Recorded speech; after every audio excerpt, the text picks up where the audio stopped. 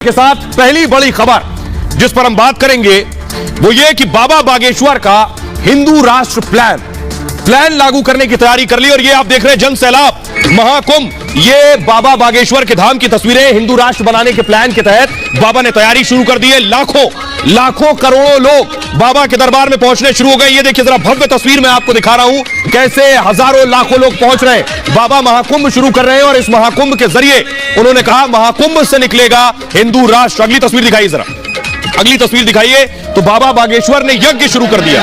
बाबा यज्ञ कर रहे हैं। उनका कहना है यज्ञ और प्रतिज्ञा से हिंदू राष्ट्र की तैयारी है।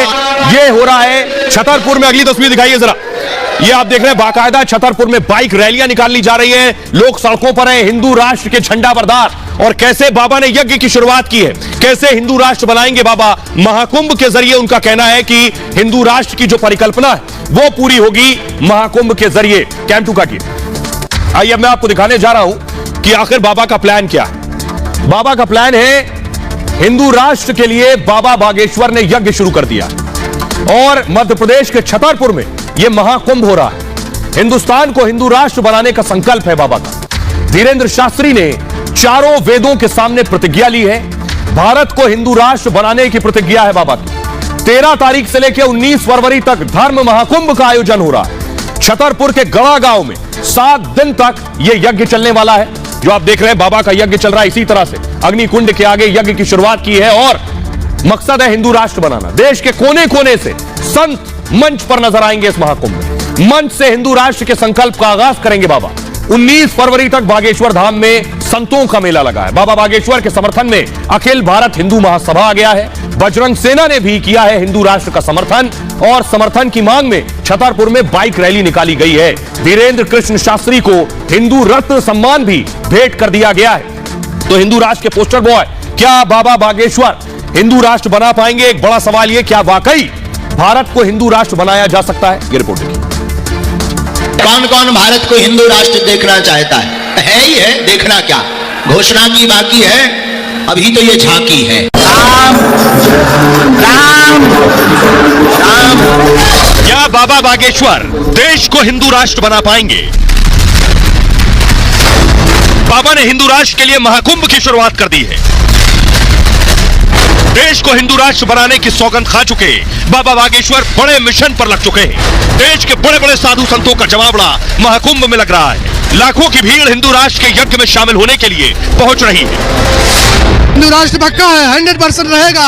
हम राम के पुत्र हैं तो हमारे राम का सम्मान नहीं होगा, फिर हमारी जिंदगी खराब है। और जो आवाज महाराज जी ने उठाई है हम लोग उसका भरपूर समर्थन करते हैं और इसके लिए कुछ भी करना पड़े, कुर्बानी भी कोई कुर्बानी देना पड़े तो हम लोग तैयार हैं। क्या बाबा अपने प्रण में कामयाब हो पाएंगे? क्या बाबा वाकई भारत को हिंदू राष्ट्र बना पाएंगे? क्या करोड़ों भक्तों और संतों के सहारे देश को हिंदू राष्ट्र बनाया जा सकता है?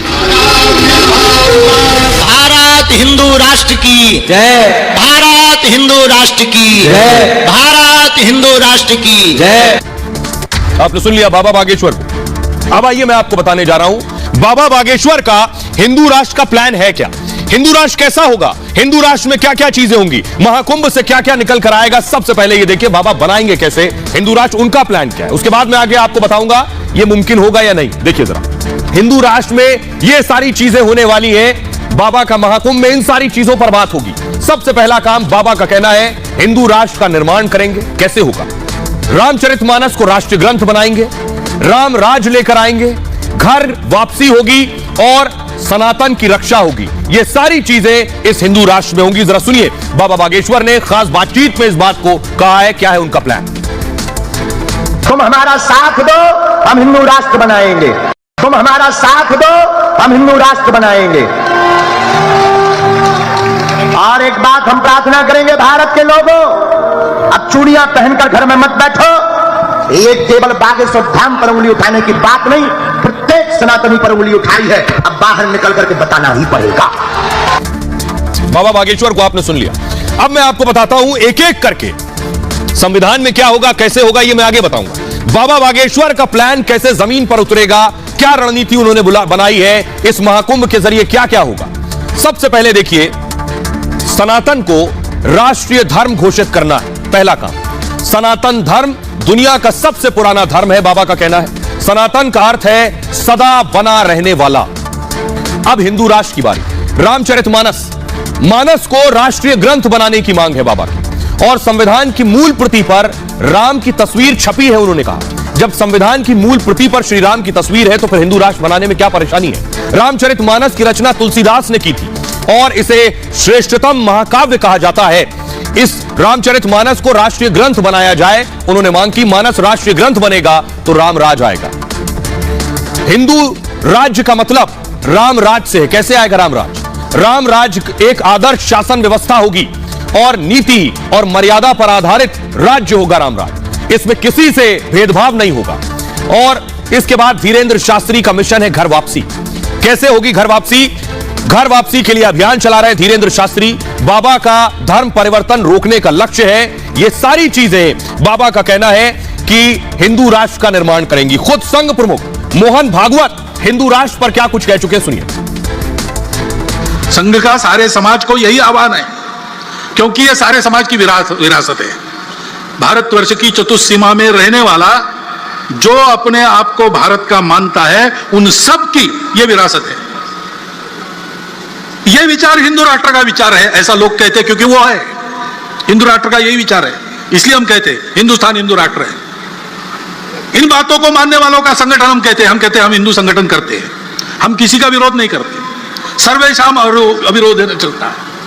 लोग हैं जो इसी को मानते हैं, लेकिन इसको हिंदू कहने से कतराते हैं या डरते हैं या विरोध भी करते हैं। नहीं चाहिए ये शब्द, लेकिन आशा यही है, हमको कोई कष्ट नहीं है उसका, हमारा उनके साथ कोई झगड़ा नहीं है। भारतीय शब्द का उपयोग करते हैं, इंडिक शब्द का उपयोग करते हैं, चलता है। अर्थ वही है, हम अपनी स्पष्टता के लिए इस शब्द पर पक्के रहेंगे, इसका उपयोग करेंगे। तो संघ प्रमुख मोहन भागवत को आपने सुन लिया। अब आपको लिए चलते हैं सीधे छतरपुर, बाबा बागेश्वर के धाम।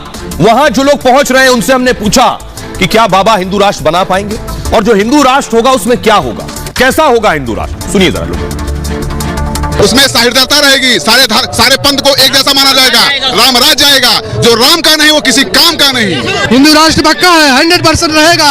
हिंदू राष्ट्र जिंदाबाद, बागेश्वर धाम जिंदाबाद। हिंदू राष्ट्र है, हिंदू का अच्छा रहेगा। वही मैं जानना चाह रही हूँ ना कि कैसा होगा, उसमें क्या क्या अच्छा होगा।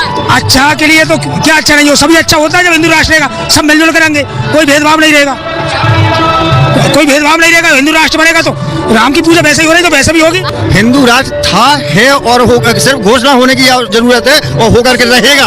हिंदुओं का सम्मान सुरक्षित रहेगा। जैसे आज एक व्यक्ति ने रामायण पे कमेंट कर दिया, तो ये सब चीजें नहीं हो। और इसी के साथ साथ रामायण को भी राष्ट्रीय पुस्तक कर देना चाहिए। और जो आवाज महाराज जी ने उठाई है, हम लोग उसका भरपूर समर्थन करते हैं। और इसके लिए कुछ भी करना पड़े, कुर्बानी भी, कोई कुर्बानी देना पड़े, तो हम लोग तैयार हैं। हिंदू राष्ट्र मतलब सब भक्ति और भावना में रहें और किसी का कोई बुरा न करे और सब मतलब एकजुट होकर रहे। हमारे गुरुदेव का यही कहना है। बिल्कुल सपना साकार होगा और भारत हिंदू राष्ट्र बनेगा। इसकी घोषणा बाकी है, भारत हिंदू राष्ट्र है। यहाँ सनातन ही सब कुछ है, उसके बाद सारे पंथ हैं। और गुरुजी ने कहा है सब मिलजुल कर ही यहाँ रहेंगे। तो भारत 2024 में गुरुजी के कथानुसार 2024 में हिंदू राष्ट्र की घोषणा हो जाएगी। शुरुआत हो चुकी है यहाँ से और आगे आने वाले समय में हिंदू राष्ट्र जरूर बनेगा। ये हम सब लोग संकल्प ले चुके हैं यहाँ से।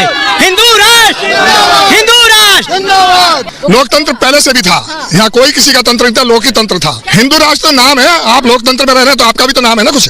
इसी प्रकार हिंदू राष्ट्र नाम होना चाहिए भारत का। जहाँ पे हिंदू रहता है वो हिंदू राष्ट्र होना जरूरी है। ये हमारे देश की राम जन्मभूमि है। आज घोषित तो हो गया, हिंदू राष्ट्र घोषित तो हो गया। और मुस्लिम समाज का विदेशों में 28 जो ऐसा कंट्री है, लेकिन हिंदुस्तान का, अपना भारत का एक भी हिंदू राष्ट्र नहीं है। हिंदू राष्ट्र का मतलब है ये ऐसे राष्ट्र है कि इसमें सभी लोग समाहित होते हैं। रामायण को उठा देख लीजिए, सभी को उसमें सम्मान मिला, ऐसा सम्मान मिला जो शायद उसके बाद जब ये मुगलों का राज हुआ कभी सम्मान नहीं मिला इनके राज में। सारी महिलाएं उनकी तरफ हैं। हमें इस बात का बहुत गर्व है। तो बाबा बागेश्वर के दर पर जो भक्त पहुंच रहे हैं वो बता रहे हैं हिंदू राष्ट्र कैसा होगा, कैसा होना चाहिए, क्या चीजें होंगी। लेकिन हिंदुस्तान के पड़ोस में नेपाल हिंदू राष्ट्र हुआ करता था। बहुत कम लोग जानते हैं नेपाल हिंदू राष्ट्र हुआ करता था और उसके बाद नेपाल ने हिंदू राष्ट्र का दर्जा खत्म किया। बहुत कम लोग जानते हैं। तो देखिए जरा, पहली बार शायद आप जान रहे होंगे कि नेपाल किस तरह का एक देश था। 2008 तक नेपाल एक हिंदू राष्ट्र था।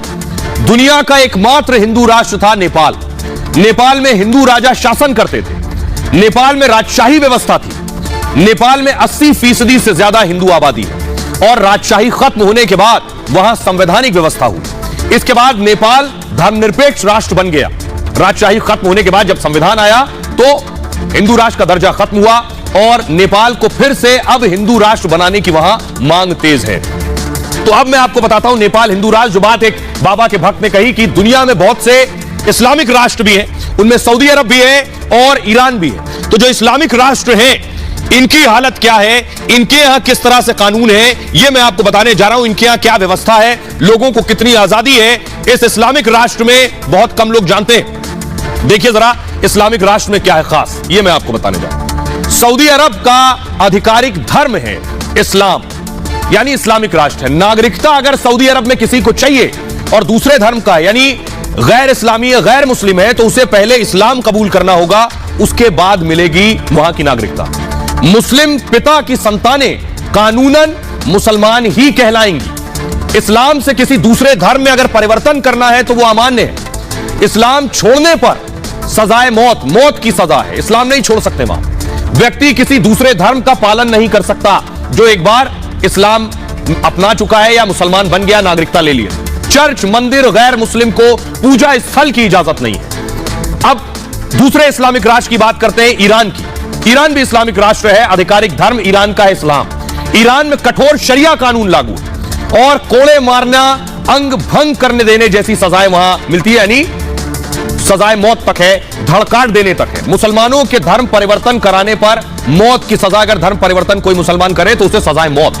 बाल ना ढकने पर महिलाओं को 74 कोड़े लगाए जाते हैं। बाल खोलकर निकलने की अनुमति नहीं है ईरान में। हिजाब ठीक से ना पहनने पर गिरफ्तारी हो जाती है। इसके विरोध में ईरान में महिलाओं ने मोर्चा खोला पिछले दिनों। यह सऊदी अरब और ईरान का हाल है। अब मैं आपको बताऊंगा कि आखिर हम यानी हिंदुस्तान में कैसे होगा हिंदू राष्ट्र, क्या तरीका है। बाबा बागेश्वर तो कह रहे हैं हिंदू राष्ट्र बना देंगे, लेकिन बाबा बागेश्वर के कहने से नहीं होगा। तरीका है संविधान के जरिए, तरीका है संसद के जरिए। संसद और संविधान के जरिए ही हिंदू राष्ट्र बन सकता है।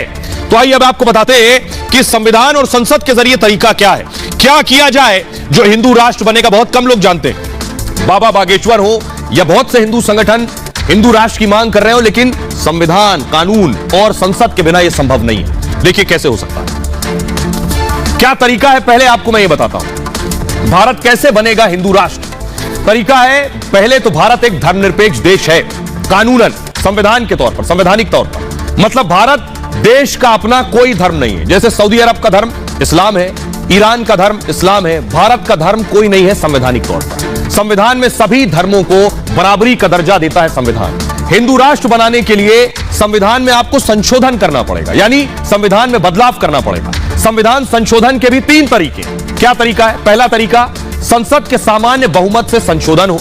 दूसरा तरीका है संसद के 2/3 बहुमत से संशोधन हो। और तीसरा तरीका है संसद के विशेष बहुमत और राज्यों की सहमति से संशोधन। लेकिन पेच है इन सब। पेच क्या है? हिंदू राष्ट्र बनने में मुश्किल क्या है? संविधान में 42वें संविधान संशोधन में धर्मनिरपेक्ष शब्द जोड़ा गया। यह संविधान में संशोधन किया गया। 42वां संशोधन था, एक ही संशोधन है और उसमें धर्मनिरपेक्ष शब्द को जोड़ा जा चुका है। 1976 में संविधान की प्रस्तावना, संविधान का जो पहला पन्ना है जिसे आप प्रेम्बल कहते हैं, उसमें धर्मनिरपेक्ष शब्द जोड़ा गया। संविधान की प्रस्तावना में केवल एक बार संशोधन हुआ और वो यही संशोधन। संविधान की प्रस्तावना को लेकर विवाद भी रहा है। प्रस्तावना संविधान का भाग है या नहीं, इसको लेकर विवाद रहा। सुप्रीम कोर्ट ने, देश की सबसे बड़ी अदालत ने, प्रस्तावना को संविधान का भाग बताया है।